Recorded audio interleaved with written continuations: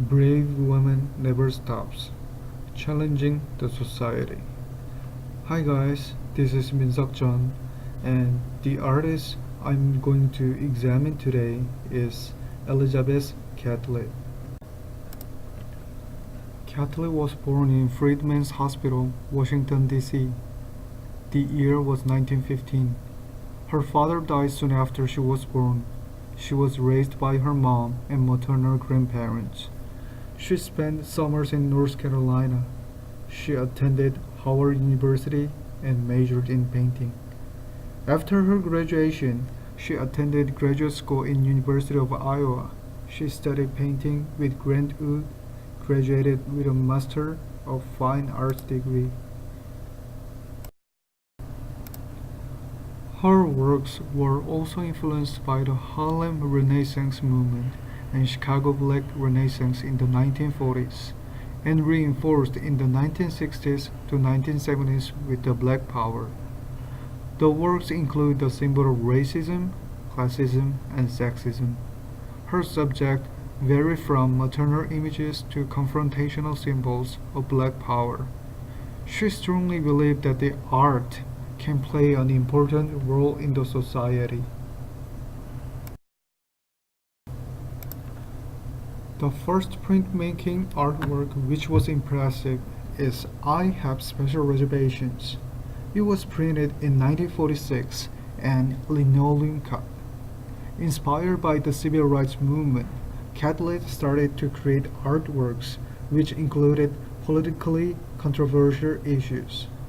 In the artwork, there are 4 people sitting on the bus. There is a sign which says "Colored Only."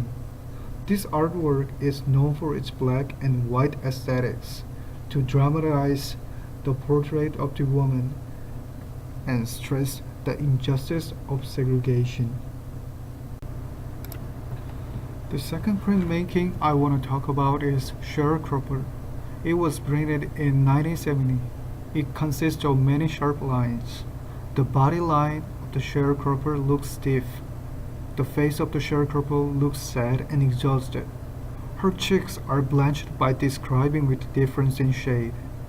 The most amazing part I figured out in this artwork was the detail. The safety pin holding the coat together meant something to me. Sharecropper actually reveals the lifelong concern of the Catlett.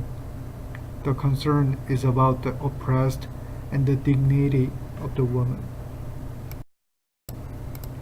There's another piece of sharecropper who is described with African American man. He also has a frowning and exhausted face, which means that he is also having a hard time doing the sharecropping. For the sculpture, the most well-known artwork is Mother and Child in 1956. The medium is terracotta. A baby is held in a mother's arms. Most of the parts consist of rounded lines which shows mild and soft feelings. There are many versions of Mother and Child, and one of the printmaking artwork of it is known to be similar with Mother Mary holding the baby Jesus. A woman is standing defiantly upright with her fist raised in the air. It is describing that people need to overcome the problems they are having as black and women. In her biography, she wrote that she would like to help other black women to become braver. Lastly, there is a famous sculpture which is called Target.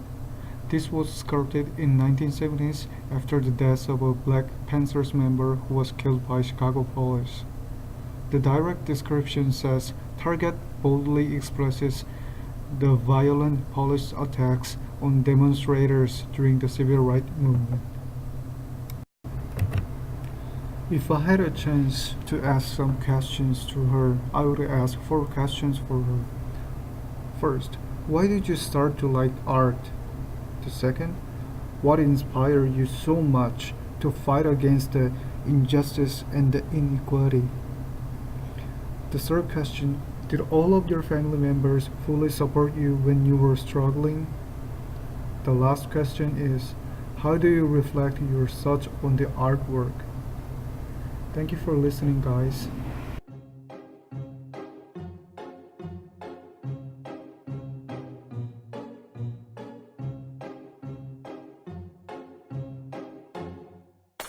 I'm sitting here in the boring room. It's just another rainy Sunday afternoon. I'm wasting my time, I got nothing to do.